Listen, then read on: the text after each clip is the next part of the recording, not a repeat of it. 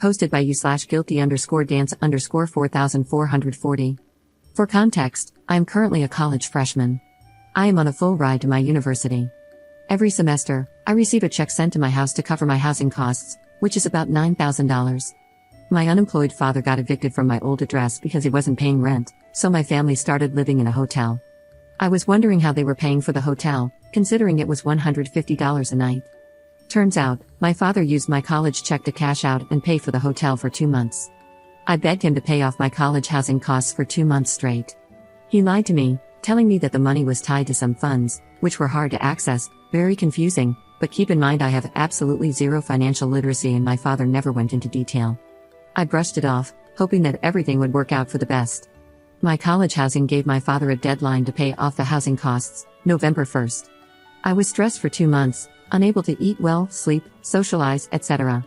If my dad didn't pay it off, I might have to drop out. When the deadline passed, I called my dad and asked him why he hadn't paid off my housing costs. He finally revealed that he had used the check to pay for the hotel we were living in. I was furious and started interrogating him like a prosecutor. He blamed the family for being responsible for using my college money, not himself, and also blamed me. He had also lent me allowance money for 2 months, telling me it was from my relatives, when in fact it was from my $9,000 housing check. I asked him why he would do this, and he said that he didn't want to stress me out. I cried, telling him I had worked way too hard in high school to drop out.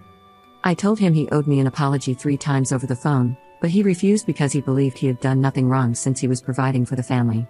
I asked him again, and he said sorry in a mocking voice. I told him he was full of crap, and he started saying that he wanted to put a gun to his head and end himself, and that it would all be on me. This isn't the first time he has said that. I told him to go ahead and do it, and then I hung up. My mom called me, and I informed her about the situation. She told me to apologize to my dad, and I told her that, as psychotic as I may sound, I have no remorse, especially after what he did. My mom threatened to disown me, but I somehow mended things with them for 3 weeks. It is currently Thanksgiving break, and my father still hasn't paid off my housing costs. He said he would get the money on Saturday to pay it off. My mom told me again to apologize to him after he paid my housing costs, and I said I would avoid conflict. But I think I'm way too stubborn to apologize, especially because I genuinely believe I have nothing to be sorry for. My dad never fully apologized and made a joke out of me to the family. Update 2 months 3 weeks later. First and foremost, immediately after this happened, I managed to get a separate debit card without my parents knowing. I don't have a job right now, but I'm looking to get one later on in the semester. I didn't go to the financial aid center because my dad somehow managed to pay me back. I'm assuming it was through my grandmother's social security checks. Last December, after weeks of calling my father to make up for my scholarship money and pay me back, he finally sent me a check for $9,000. The check arrived in my dorm mail around midnight. I was asleep by then, and my dad was spam calling my phone to tell me it was in the mail. I didn't call him back until 1 in the afternoon because I had an exam that day. He started cursing at me, telling me how he couldn't sleep all night because I didn't answer my phone. I responded, saying, "The stress you put me through for 3 months by lying about my scholarship check is nothing compared to the stress you went through for a day." He then began insulting me in every way possible, telling me I was spoiled. I swore back, saying, "Are you effing serious?" and he hung up. Moments later, my dad had my mom call me because he didn't want to argue with me. She screamed at me, saying that I should always respect him as a father and that I should apologize for swearing. I acknowledged that, yes, I did swear at him, but he had also sworn at me, calling me a bunch of slurs and other insults. She also accused me of purposely ignoring them, even though I had made it clear several times that I was asleep and had an exam at 9 in the morning, which is why I didn't call them back at midnight.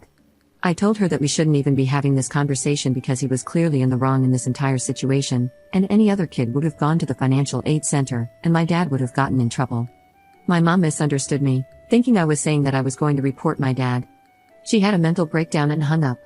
Moments later, my dad called and told me to go ahead and report him because I would be the one going to jail instead of him since he had sent me some of the money from the check, which is total BS. I called him out on his lie, and he said he was permanently severing ties with me so I could learn my lesson. Then he hung up. I didn't call them for a week until I realized I didn't have a place to stay for winter break, since my dorm was closing.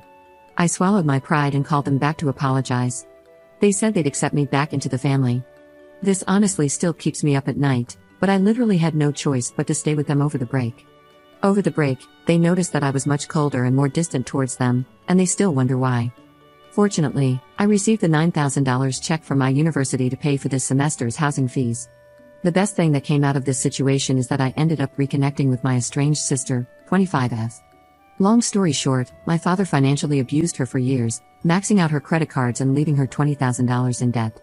They cut all ties a year ago after my sister started dating a guy they didn't approve of. When I was on good terms with them, they painted her as the bad guy, telling me she betrayed them by choosing her boyfriend over the entire family. I also didn't know that my dad had financially abused her. It turns out she was in the same situation I was in and ended up dropping out because my dad didn't let her take out a student loan. I talked to my sister, and she said she was honestly glad she severed ties with them because, while she may not be financially stable, she's finally financially independent. We're closer than ever now, and I probably consider her as a shoulder to lean on. Mentally, I'm really not doing well. I'm generally stoic, but this has taken a hard emotional toll on me because my family was my world.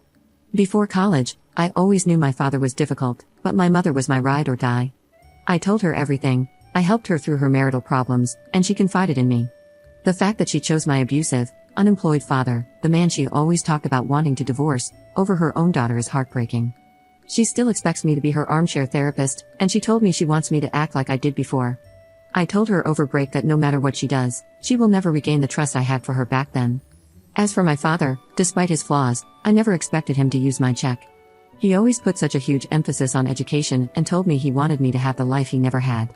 And knowing that he would sacrifice my education just to stay in a fancy $150 a night hotel is incredibly disheartening. Recently, I've been very isolated, though I still talk to a few people, my grades are slipping, and I haven't been eating or sleeping well. Maybe this situation should be a wake-up call for me, but I've reached a point where I'm completely apathetic about everything. Thankfully, I stay away from any illicit substances, but even so, I feel like my life is on autopilot. Second update 7 months 1 week later. My dad stole my college scholarship money months ago. Now, he's not getting a single penny from me. As you may or may not know, I made 2 posts several months ago about my father using up my college money. I also want to clear up some confusion about those posts. My parents are religiously married through the Catholic Church in another country, but they never got legally married because my dad doesn't want my mother to get a green card. And yes, in some colleges like mine, the broken education system in America still uses checks, though most people opt for direct deposit. I'm glad to say that my father no longer has access to my finances, and I am now in low contact with them.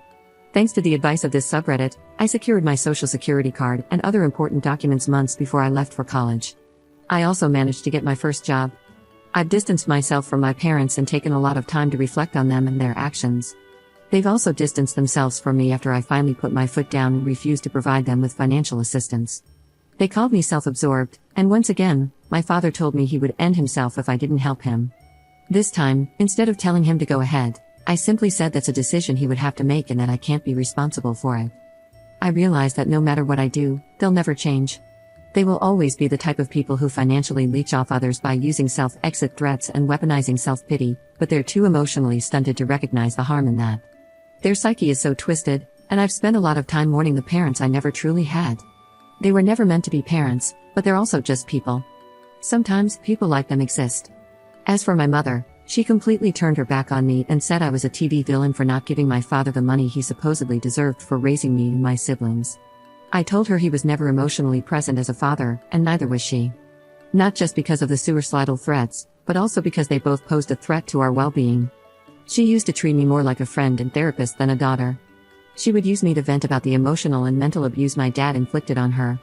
But at the same time, she was the first to turn her back on me in an instant if it meant protecting my father's feelings and making him happy. Sometimes, she even went as far as to attack me or my siblings if we did anything to upset him. I guess I still feel some pity for her, considering she's an illegal immigrant in an abusive situation, but that doesn't outweigh the damage she caused. It was impossible to communicate with her because she lived in her own little world. I don't think she ever truly loved me or saw me as a person or a child, just as an outlet for her emotional dysfunction. Recently, my mother called me and lied about my dad being ill so they could take a couple of bucks from me again. I told them to find their own source of money and hung up. I check up on my little brothers every now and then. They're currently still living in the hotel. While their physical safety isn't at risk, I still struggle with the guilt of leaving them behind, and I'm unclear about what the future holds for them. This past year, I learned what it means to be independent, not just financially, but also free from their mental control and able to make decisions for myself. Needless to say, I'm happier, I'm surrounded by good and caring people, my grades aren't great but they're better, and I'm finally in a good place right now. In the end, everything's going to be alright. And even if it's not the end.